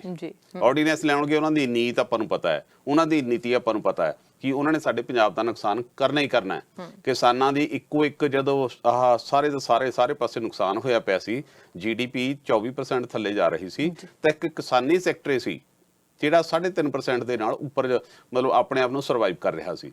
ਉਹਨਾਂ ਨੇ ਧੰਨਾ ਸੇਠਾਂ ਨੂੰ ਉਹਨੂੰ ਵੀ ਕੰਟਰੋਲ ਕਰਾਉਣਾ ਹੀ ਕਰਾਉਣਾ। ਜਦੋਂ ਸਾਰੀਆਂ ਚੀਜ਼ਾਂ ਉਹਨਾਂ ਨੇ ਵੇਚਤੀਆਂ ਉਹ ਤੁਹਾਡੇ ਤੇ ਵੀ ਕੰਟਰੋਲ ਕਰਨਗੇ ਔਰ ਉਹਦੇ ਨਾਲ ਤੁਹਾਡੀ ਸਾਈਕੀ ਤੇ ਵੀ ਸੱਟ ਮਾਰਨਗੇ। ਖਾਸ ਤੌਰ ਤੇ ਸਾਡੀ ਜਿਹੜੀ ਕੌਮ ਹੈ ਪੰਜਾਬ ਦੀ, ਉਹ ਲੜਨ ਮਰਨ ਵਾਲੀ ਕੌਮ ਹੈ। ਉਹਨਾਂ ਦੀ ਸਾਈਕੀ ਤੇ ਸੱਟ ਮਾਰ ਕੇ ਕੰਟਰੋਲ ਕਰਨ ਦੀ ਕੋਸ਼ਿਸ਼ ਕਰਨਗੇ। ਫਰਜ਼ ਕੀ ਬਣਦਾ? ਸਰਕਾਰ ਦਾ ਫਰਜ਼ ਇਹ ਬਣਦਾ, ਹਰ ਬੰਦਾ ਕੋਸ਼ਿਸ਼ ਕਰਦਾ ਹੁੰਦਾ, ਬਾਹਰਲੀਆਂ ਤਾਕਤਾਂ ਕੋਸ਼ਿਸ਼ ਕਰਦੀਆਂ ਹੁੰਦੀਆਂ ਨੇ, ਤੁਸੀਂ ਸੁਚੇਤ ਰਹਿਣਾ ਹੁੰਦਾ। ਤੁਸੀਂ ਸੁੱਤੇ ਪਏ ਹੋ, ਤੁਸੀਂ ਪਾਰਟੀਆਂ ਕਰ ਰਹੇ ਹੋ, ਤੁਹਾਡੀਆਂ ਤਸਵੀਰਾਂ ਇਸ ਤਰ੍ਹਾਂ ਦੀਆਂ ਜਾਰੀ ਹੋ ਰਹੀਆਂ ਨੇ ਕਿ ਜਾਮ ਚੱਲ ਰਹੇ ਨੇ, ਗਾਣੇ ਚੱਲ ਰਹੇ ਨੇ, ਆਖੇ ਜੀ ਰੋਮ ਸੜ ਰਿਹਾ ਸੀ ਤੇ ਨੀਰੋ ਬੰਸਰੀ ਵਜਾ ਰਿਹਾ ਸੀ। ਇਹ ਸਾਰੀਆਂ ਇਹਨਾਂ ਦੀਆਂ ਕਮਜ਼ੋਰੀਆਂ ਰਹੀਆਂ। ਹੁਣ ਪੰਜਾਬ ਦੇ ਮੁੱਖ ਮੰਤਰੀ ਕੈਪਟਨ ਅਮਰਿੰਦਰ ਸਿੰਘ ਨੇ ਐਲਾਨ ਕੀਤਾ, ਆਖੇ ਜੀ ਮੈਂ ਕਿਸਾਨਾਂ ਦੇ ਨਾਲ ਖੜਾ ਹੈ, ਨੋ ਡਾਊਟ ਹੈ ਕਿਸਾਨਾਂ ਦੇ ਵਾਸਤੇ ਉਹਨੇ ਬੜੇ ਫੈਸਲੇ ਲਏ ਆ। ਉਹਨੂੰ ਸਪਸ਼ਟ ਵੀ ਉਹਨੇ ਫਿਰ ਕਰਨਾ ਪਿਆ ਉਹਨੂੰ ਕਿ ਹਾਂ ਜੀ ਆਹ ਚਿੱਠੀਆਂ ਸੀ ਪ੍ਰਧਾਨ ਮੰਤਰੀ ਨੂੰ ਲਿਖੀਆਂ। ਹੁਣ ਉਹ ਕਹਿੰਦੇ ਆ ਕਿ 23 ਤਰੀਕ ਨੂੰ ਕਿਸਾਨ ਜਦੋਂ ਮੇਰੇ ਨਾਲ ਮੈਂ ਸਾਰੇ MLA ਲੈ ਕੇ 70-80 ਜਿੰਨੇ ਵੀ ਹੈਗੇ ਉਹਨਾਂ ਨੂੰ ਲੈ ਕੇ ਕਿਸਾਨਾਂ ਦੇ ਨਾਲ ਦਿੱਲੀ ਜਾ ਕੇ ਧਰਨਾ ਲਾਉਂਗਾ। ਹੁਣ ਇਹ ਸਾਰੀ ਚੀਜ਼ ਦੇ ਵਿੱਚ ਅਰਸ਼ ਜੀ ਮੈਨੂੰ ਸਮਝ ਲੱਗਦੀ ਹੈ ਕਿ ਰਾਜਨੀਤਿਕ ਪਾਰਟੀਆਂ ਸੰਜੀਦਗੀ ਦੀ ਬਜਾਏ ਨਾ ਕਿਸਾਨਾਂ ਨੂੰ ਬਰਗਲਾਉਣ ਲੱਗੀਆਂ ਹੋਈਆਂ ਨੇ। ਕਿਸਾਨ ਤਾਂ ਵਿਚਾਰਾ ਇੱਕ ਕਿਸਾਨ ਤਾਂ ਉੱਥੇ ਸਲਫਾਤ ਦੀਆਂ ਗੋਲੀਆਂ ਖਾ ਕੇ ਬਾਦਲ ਸਾਹਿਬ ਦੇ ਮਹਿਲ ਦੇ ਅੱਗੇ ਮਰ ਵੀ ਗਿਆ। ਇਹ ਸਾਰੀਆਂ ਜਿਹੜੀਆਂ ਚੀਜ਼ਾਂ ਨੇ। ਹੁਣ ਕੈਪਟਨ ਅਮਰਿੰਦਰ ਕਹਿੰਦੇ ਜੀ ਮੈਂ ਉੱਥੇ 23 ਤਰੀਕ ਨੂੰ ਜਾਣਾ, ਉਧਰੋਂ ਬੈਂਸ ਭਰਾ ਕਹਿੰਦੇ ਜੀ ਪਤਾ ਨਹੀਂ 24 ਨੂੰ ਅਸੀਂ ਇਹਨੇ 22 ਨੂੰ ਕਹਿੰਦੇ ਉੱਥੇ ਜਾਣ ਨੂੰ, ਉਹ ਕਹਿੰਦੇ 23 ਨੂੰ ਅਸੀਂ ਮੋਟਰਸਾਈਕਲਾਂ ਤੇ ਜਾਵਾਂਗੇ। ਇਹ ਸਾਰੇ ਜਿਹੜੇ ਆਪੋ ਆਪਣੀ ਹਾਜ਼ਰੀਆਂ ਲਵਾਉਣ ਦੇ ਚੱਕਰ 'ਚ ਪਏ ਹੋਏ ਆ। ਇਹਨਾਂ ਨੂੰ ਚਾਹੀਦਾ ਤਾਂ ਇਹ ਸੀ ਕਿ ਕਿਸਾਨਾਂ ਦੇ ਪ੍ਰਤੀ ਪੰਜਾਬ ਦੇ ਵਿੱਚ 29-30 ਕਿਸਾਨ ਜਥੇਬੰਦੀਆਂ ਨੇ, ਪਰ ਸਾਰੀਆਂ ਕਿਸਾਨ ਜਥੇਬੰਦੀਆਂ ਇਸ ਵਾਰੀ ਇਕੱਠੀਆਂ ਨੇ। ਸਾਰੀਆਂ ਕਹਿੰਦੇ ਅਸੀਂ ਪ੍ਰੋਟੈਸਟ ਕਰਾਂਗੇ। ਉਹਨਾਂ ਨੇ 21 ਤੱਕ ਕਰਨਾ ਸੀ, ਹੁਣ 25 ਤੱਕ ਵਧਾ ਦਿੱਤਾ। ਉਹ ਕਹਿੰਦੇ ਅਸੀਂ ਪ੍ਰੋਟੈਸਟ ਕਰਾਂਗੇ। ਤਾਂ ਇਹ ਰਾਜਨੀਤਿਕ ਪਾਰਟੀਆਂ ਇਕੱਠੀਆਂ ਹੋ ਸਕਦੀਆਂ। ਇਹਨਾਂ ਦੇ ਕਿਹਨੇ ਦੰਦਈਆ ਵਧਾਇਆ? ਇਹਨਾਂ ਨੂੰ ਇਕੱਠੇ ਹੋਣਾ ਚਾਹੀਦਾ। ਇਹ ਸਾਰੇ ਦਾ ਸਾਰਾ ਜਿਹੜਾ ਇੱਕ ਦੂਸਰੇ ਨੂੰ ਨਾ ਗਲਤੀਆਂ ਤੇ ਗਲਤੀਆਂ ਕਰਦੇ ਗਏ। ਤਾਂ ਉਮਰ ਵਹੀ ਕਹਿੰਦਾ ਵੀ ਉਹ ਕੀ ਕਹਿੰਦੇ ਹੁੰਦੇ ਆ ਵੀ ਵਹੀ ਫੂਲ ਕਰਤੇ ਰਹੇ, ਉਹ ਕੀ ਤਾਂ ਮੂੰਹ ਤੇ ਗਰਦ ਸੀ ਤੇ ਆਈਨਾ ਸਾਫ਼ ਕਰਦੇ ਰਹੇ, ਹਨਾ।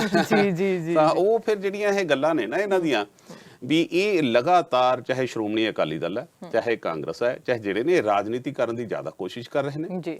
ਮੁੱਦਿਆਂ ਦੇ ਉੱਤੇ ਸੰਜੀਦਗੀ ਦੇ ਨਾਲ ਕਿਸਾਨਾਂ ਦੇ ਨਾਲ ਖੜਨ ਤਾਂ ਹੀ ਫਿਰ ਇਹ ਜਾ ਕੇ ਕੁਛ ਨਾ ਕੁਛ ਇਸ ਮਾਮਲੇ 'ਚ ਹੋ ਸਕਦਾ। ਜੇ ਸੱਚੇ ਮਨ ਨਾਲ ਚਾਹੁੰਦੇ ਆ ਕਿ ਅਸੀਂ ਕਿਸਾਨਾਂ ਦਾ ਸਾਥ ਦੇਣਾ ਤਾਂ ਰਲ ਕੇ ਕਰ ਸਕਦੇ ਆ। ਹੁਣ ਟੀਮ ਕੈਨੇਡਾ ਦੀ ਜੇ ਅਸੀਂ ਗੱਲ ਕਰੀਏ ਤਾਂ ਅਸੀਂ ਪੈਂਡੈਮਿਕ ਦੇ ਵਿੱਚ ਰਹਿ ਰਹੇ ਸੀ ਤਾਂ ਟੀਮ ਕੈਨੇਡਾ ਬਣ ਕੇ, ਚਾਹੇ ਉਹ ਲਿਬਰਲ ਸੀ, ਚਾਹੇ ਉਹ ਕੰਜ਼ਰਵੇਟਿਵ ਸੀ, ਚਾਹੇ ਉਹ ਗ੍ਰੀਨ ਪਾਰਟੀ ਸੀ ਤੇ ਚਾਹੇ ਉਹ NDP ਪਾਰਟੀ ਸੀ, ਸਾਰਿਆਂ ਨੇ ਟੀਮ ਕੈਨੇਡਾ ਬਣ ਕੇ ਗੱਲ ਕੀਤੀ ਹੈਗੀ ਆ। ਜਦੋਂ ਵੀ ਉਹ ਗੱਲ ਕਰਦੇ ਸੀ ਟੀਮ ਕੈਨੇਡਾ ਦੀ ਗੱਲ ਕਰਦੇ ਸੀ। ਇਹ ਨਹੀਂ ਕਹਿੰਦੇ ਸੀ ਕਿ ਲਿਬਰਲ ਸਰਕਾਰ ਨੇ ਇਹ ਕੀਤਾ ਜਾਂ ਕੰਜ਼ਰਵੇਟਿਵ ਨੇ ਕੀਤਾ, ਉਹ ਕਹਿੰਦੇ ਸੀ ਟੀਮ ਕੈਨੇਡਾ ਨੇ ਲੋਕਾਂ ਦੇ ਲਈ ਕੰਮ ਕੀਤਾ। ਜਦੋਂ ਆਈ ਮੁੱਦਿਆਂ ਦੀ ਗੱਲ, ਉਦੋਂ ਮੁੱਦਿਆਂ ਦੀ ਗੱਲ ਵੀ ਹੋ ਰਹੀ ਹੈ, ਹੁਣ ਪਾਰਲੀਮੈਂਟ ਦੁਆਰਾ ਆਉਣ ਦੀ ਵੀ ਗੱਲ ਹੋ ਰਹੀ ਹੈ, ਪਰ ਜਦੋਂ ਲੜਨਾ ਸੀ ਬਿਮਾਰੀ ਦੇ ਨਾਲ ਇਕੱਠੇ ਹੋ ਕੇ ਲੜਨਾ ਸੀ, ਹਰ ਕੋਈ ਆਪਣਾ ਜੋ ਹੈ ਕੋਸ਼ਿਸ਼ ਕਰ ਰਿਹਾ ਸੀ। ਕਿਸੇ ਦੇ ਸਿਆਸੀ ਨਿਸ਼ਾਨੇ ਬੰਨਣ ਦੀ ਨਹੀਂ ਕੋਸ਼ਿਸ਼ ਕੀਤੀ, ਆਪਣਾ ਪੱਖ ਮੂਰੇ ਰੱਖਣ ਦੀ ਕੋਸ਼ਿਸ਼ ਨਹੀਂ ਕੀਤੀ, ਆਪਣਾ ਅਕਸ ਵੱਡਾ ਕਰਕੇ ਰੱਖਣ ਦੀ ਕੋਸ਼ਿਸ਼ ਨਹੀਂ ਕੀਤੀ, ਜੋ ਕਿ ਇਸ ਵੇਲੇ ਹੁਣ ਪੰਜਾਬ ਦੀ ਭਾਰਤ ਦੀ ਸਿਆਸਤ ਦੇ ਵਿੱਚ ਹੋ ਰਿਹਾ। ਹੁਣ ਪੰਜਾਬ ਦੀ ਅਸੀਂ ਗੱਲ ਕਰ ਰਹੇ ਹੈਗੇ ਆ ਤੇ ਪੰਜਾਬ ਦੇ ਵਿੱਚ ਹਰ ਪਾਰਟੀ ਆਪਣਾ ਨਾਮ, ਆਪਣਾ ਲੋਕਾਂ ਦੀ ਵੋਟ ਲੈਣ ਦੀ ਕੋਸ਼ਿਸ਼ ਕਰ ਰਹੀ ਹੈ, ਉਹਨਾਂ ਦਾ ਸਮਰਥਨ ਲੈਣ ਦੀ ਕੋਸ਼ਿਸ਼ ਕਰ ਰਹੀ ਹੈ, ਜਿਵੇਂ ਤੁਸੀਂ ਕਿਹਾ